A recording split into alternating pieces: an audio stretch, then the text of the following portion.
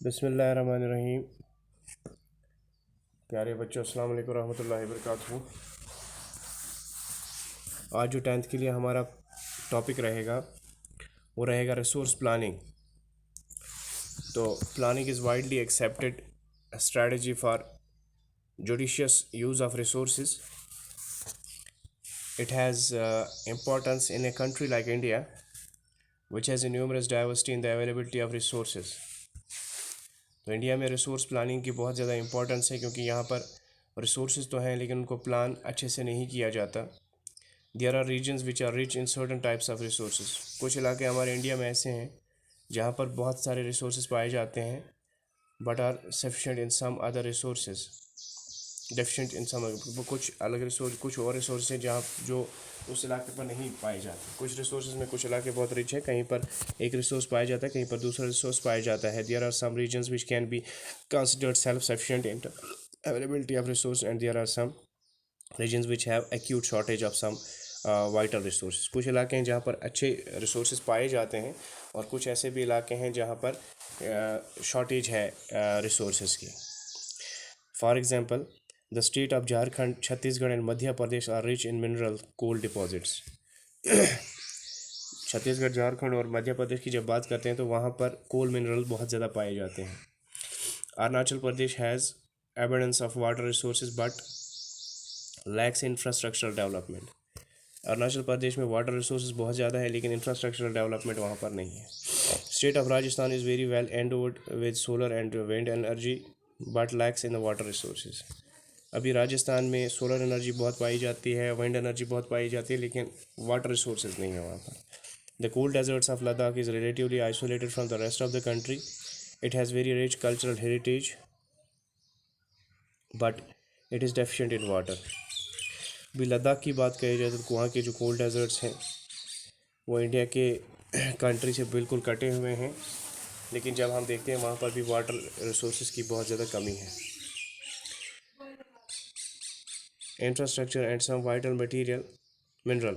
This calls for balanced resource planning at the national, state, regional and local levels.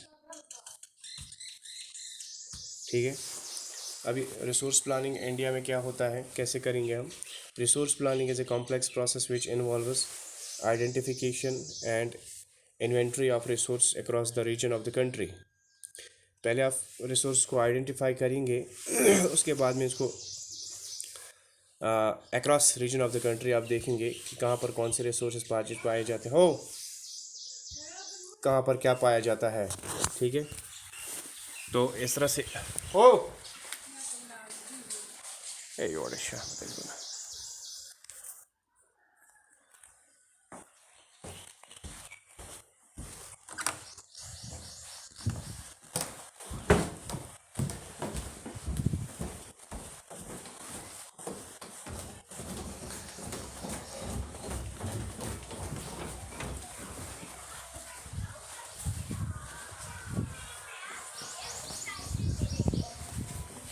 Good morning.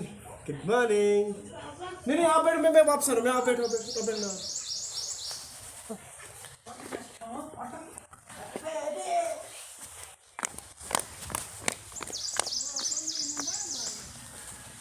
Machine पता है इमिलाल करे दगाद में Repişanak danak diyeceğim smastai tikar tabii ki o baynas. İlgaz te çoğaltan hoga sünülün. Yani isteli होता है. Yapayım kal diyor. Basta.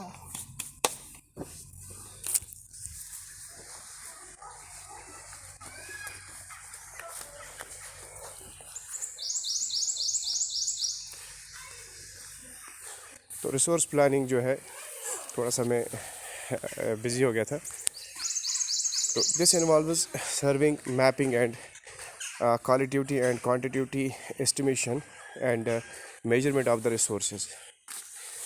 जब resource plan किए जाते हैं, इसमें पहले सर्वे होता है, फिर मैपिंग होती है, उसके साथ में फिर क्वालिटी और क्वांटिटी देखी जाती है. Evolving a planning structure endowed with the appropriate technology. फिर इन रिसोर्स को बैलेंस करने के लिए अप्रोप्रिएट टेक्नोलॉजी का इस्तेमाल. फिर स्किल्स का इस्तेमाल, institutional setup for implementing resource development planning, matching the resource development plans with the overall national development plans. India has made concentrate efforts for achieving the goals of the resource planning for the first 5-year plan launched after independence.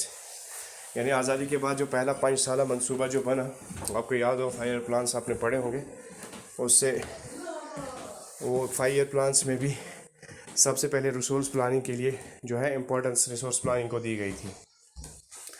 The availability of resource in A necessary condition for the development of any region, but mere availability of the resources in the absence of the corresponding change technology and the institutions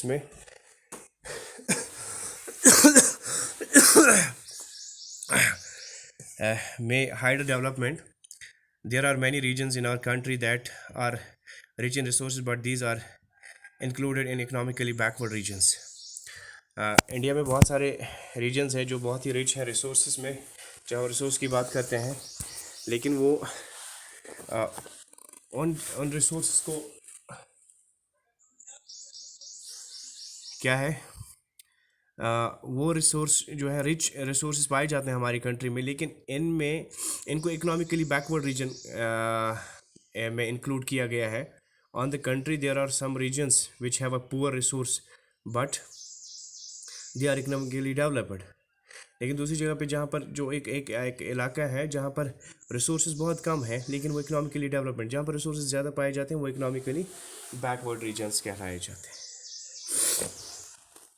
क्या आप खुद कुछ resources के नाम कहेंगे जो कोई ऐसा इलाका जहाँ पर रिसोर्सेज बहुत ज़्यादा पाए जाते हैं लेकिन उसे इकोनॉमिकली बैकवर्ड करार दिया गया है, कहीं पर पुअर रिसोर्सेज है लेकिन वो इकोनॉमिकली डेवलप रीजन करार दिया गया है, तो उसके लिए आप अपना रीज़न भी दे सकते हैं. The history of colonization reveals that rich resources in colonies were the main attraction for the foreign invaders. जब हम कॉलोनियल दौर की बात करते हैं, वो लोगों का भी उन्होंने कहाँ पर वो लोगों को कौन सी चीज़ अट्रैक्ट करती थी, वही इलाके जहाँ पर रिसोर्सेज ज़्यादा पाए जाते थे और उनका दावा वहीं उन्हीं इलाकों में होता था. It is primarily the higher level of the technological development of the colonizing countries that helped them to exploit resources of other regions and establish their supremacy over the colonies. इनके पास टेक्नोलॉजी थी, higher level की technology, उन्होंने उन resources को exploit किया और उन्हीं चीज़ों की मदद से उन्होंने अपना जो सुपरमेसी जो है वो कायम रखा. Therefore, resources can contribute to develop only when they are accompanied by appropriate technology development and institutional change. आपको रिसोर्सेज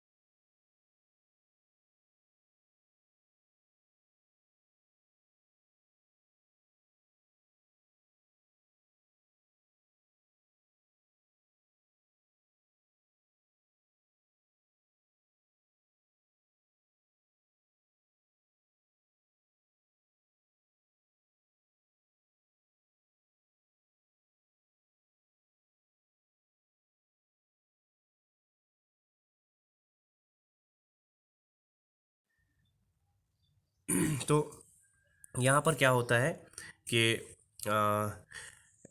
कोई भी रिसोर्स, किसी भी रिसोर्स को प्लान करने के लिए आपके पास टेक्नोलॉजी का होना बहुत ज़रूरी है. You should have a modern technology, higher level technology आपका होना चाहिए. जो कॉलोनाइजिंग कंट्री के पास बहुत ज़बरदस्त थी, उन लोगों ने टेक्नोलॉजीज़ का इस्तेमाल किया, यहाँ के रिसोर्सेज को एक्सप्लॉइट किया, अपने लिए इस्तेमाल किया और अपनी सुपरमेसी जो है कॉलोनियल सुपरमेसी को उन्होंने कायम रखा. ठीक है बच्चे, तो therefore resource can be contributed to develop only when they are accompanied by appropriate technological development and institutional change. Resources को आप अच्छे से जब इस्तेमाल कैसे कर सकते हैं, जब आपके पास एक तो टेक्नोलॉजिकल डेवलपमेंट होगी और आपके पास इंस्टीट्यूशंस होंगे, ठीक है ना। India has experienced all this in different phases of colonization. Therefore, in India, development in general and the resource development in particular does not only involve the availability of resources but also the technology quality of a human resource and the historical experience of the people. तो यहाँ पर इन resources को balance करने के लिए क्या देखना है, टेक्नोलॉजी चाहिए, आपके पास एक्सपर्ट लोग हो चाहिए और आपका एक्सपीरियंस होना चाहिए। हिस्टोरिकल एक्सपीरियंस मतलब कॉलोनियल दौर में वो किन टेक्नोलॉजीज़ का इस्तेमाल करते थे, कैसे करते थे और रिसोर्सेज को किस तरह से वो इस्तेमाल करते थे, बैलेंस कैसे करते थे, प्लान कैसे करते थे, ये सब चीज़ें, इसके लिए आपका हिस्ट्री पढ़ना बहुत ज़रूरी है। कंजर्वेशन ऑफ रिसोर्स, हम रिसोर्स को कैसे कंजर्व करेंगे। Resources are vital for any development activity, but irrational consumption and overall utilization of the resources may lead to the socio-economic and the environmental problems. अब आप रिसोर्सेज का इस्तेमाल करेंगे, जी हाँ करिए, कोई बात नहीं, लेकिन आपकी बेतहाशा इस्तेमाल करने से क्या होगा, एक तो हमारी सोशो इकोनॉमिक की प्रॉब्लम होगी और दूसरा एनवायरमेंटल प्रॉब्लम होगी। To overcome these problems resource conservation at various levels is important. ये सब चीज़ों से बचने के लिए आपको क्या करना है, आपको रिसोर्स को कंजर्व करना यानी बचाना है, ठीक है ना। पिछली बार मैंने आपको ये भी शायद कहा था सस्टेनेबल डेवलपमेंट के बारे में। तो सस्टेनेबल डेवलपमेंट के बारे में कि इस रिसोर्स को हम किस तरह से इस्तेमाल करें और फ्यूचर जनरेशन का हम किस तरह से ख्याल रखेंगे। तो रिसोर्स को कंजर्व करना बहुत ज़रूरी है, क्योंकि हमारा जो है जैसे हम कॉलोनियल दौर की बात करेंगे तो उन्होंने जंगलों का बेतहाशा इस्तेमाल किया था। पास्चर्स, मीडोज़ जो है उन्होंने कहा था ये वेस्ट है, इसको हम कल्टिवेशन के अंडर लाएंगे। फिर उन्होंने वो लैंड कल्टिवेशन में लाई, जिससे जो हमारे पेस्टोरल लाइफ है उनको कितना इफेक्ट पड़ा था। उसके कई साल बाद फिर हमारे जो एनवायरमेंटलिस्ट हैं या इकोलॉजिस्ट्स हैं वो जागे, उन्होंने कहा कि नहीं जी आप ये सब चीज़ों से क्या होता है, इससे हमारे एनवायरनमेंट को इफेक्ट होता है, हमारी जो इकोलॉजी है उसको इफेक्ट होता है। तो इसलिए रिसर्व कंजर्व करना बहुत ज़रूरी है, ठीक है ना। जैसे this had been the main concern of leaders and thinkers in the past. पुराने ज़माने में जो लीडर्स हैं या एजुकेशन थिंकर्स हैं या एनवायरमेंटलिस्ट हैं उनका बहुत ज़्यादा इस पर ध्यान रखा है। जैसे Gandhi is very apt in voicing the concern about the resource conservation in the worlds. Gandhi ji ने रिसोर्स कंजर्व के बारे में बहुत ज़्यादा जोर दिया है। There is an enough for everybody's need and not for anybody's greed. तो रिसोर्स जो है आप अपनी नीड के लिए इस्तेमाल कीजिए, अपनी ग्रीड के लिए इस्तेमाल नहीं कीजिए। He placed the greedy and selfish individuals and exploitation nature of the modern technology as the root cause for the resource depletion at the global level.